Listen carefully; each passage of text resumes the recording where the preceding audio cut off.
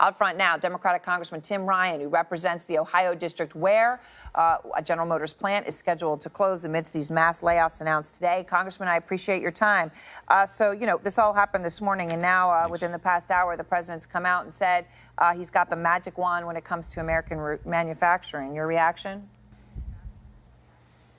Well, it's insulting to the almost 2,000 workers in our factory locally and almost 15,000 workers in Michigan and Ohio, not to mention the 4 to 5 times spinoff. So you're talking 50, 60,000 people, and the president says everything's fine. He's got the magic wand. It's insulting, Aaron, and I tell you what, he did not lift one finger. Sherrod Brown called him. We sent the president letters to try to get him engaged in helping us figure out what the future of this facility is. He was sworn into office. Weeks later, we lost the third shift at our plant. He got rid of the fuel efficiency standards. I warned him not to do that. It would hurt the small car industry. 2 weeks later, we lost the second shift, and now the plant is idle.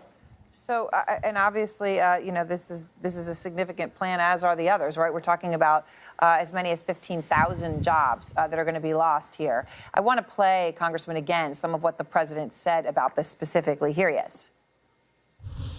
I was very tough. I spoke with her when I heard they were closing.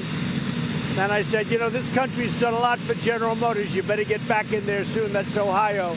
And you better get back in there soon. So we have a lot of pressure on them. All right, that she or the her is Mary Barra.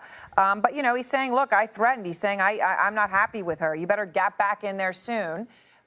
You're a Democrat, but do you support the way he's talking and what he's saying now? Well, let me just be clear, and I'm not trying to be political. That's an absolute joke. This president did not lift one finger. He's got executive time all day. He spends time on Twitter. He does nothing but try to divide the country and start culture wars. And behind the scenes, the American workers getting screwed by a company that got one of his huge tax cuts. I mean, if you look at what happened to General Motors, they got the auto rescue package. Quite frankly, that Mitt Romney was saying, let Detroit go bankrupt, and Democrats stuck their neck out.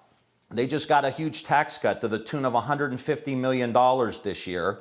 And then they turn around, cut 15,000 jobs, and the stock price goes up 6%. So all the executives are making a lot of money. I don't know how much Mary Barra made off of that today, but all the wealthy people made money, and all the people in Youngstown and in Detroit got pink slips. That's a broken economy, and the president has made that worse, not better. He's not lifted a finger for General Motors, try to get a vision together for communities like ours. So, I just saying, they are saying they're laying off 25% of their executives as well. I mean, so just to make the point, within GM, there's going to be pain amongst all the ranks, at least it seemed from the announcement today.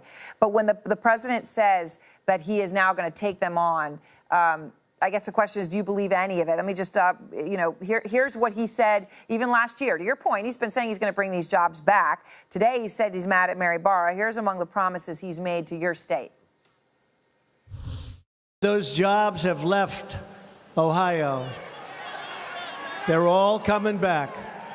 They're all coming back. Coming back. Don't move. Don't sell your house. Was he just naive, or in your view, that was all just politics? He didn't care? The president daily, hourly, minute by minute makes political statements. He makes statements that are going to get him in the news. He tells people what they want to hear. And here's the reality that's happening today, Aaron, is that the sideshow that we have with the Trump administration is facing a reality check today in Detroit and Youngstown, Ohio. Being a president is hard work. It takes a vision, it takes a plan, it takes getting the government to do public-private partnerships to work closely with business in order to grow the economy. It's not about sending out tweets. It's not about giving speeches at rallies. It's about rolling up your sleeves and doing the hard work. And the president has no industrial policy for the United States. He has no manufacturing policy for the United States. He's a one-trick pony where he said, if you cut taxes for the wealthy, that investment will trickle down to places like Lordstown, Ohio. And you know what? We've been trying that 30 years. And the plant used to be 16,000 workers. Now it's down to 0. The Right. supply chain is wiped out. We've got to get away from this supply side economics. We've got to start reinvesting back into the workers and the white collar workers as well. And the president doesn't have a plan to do that.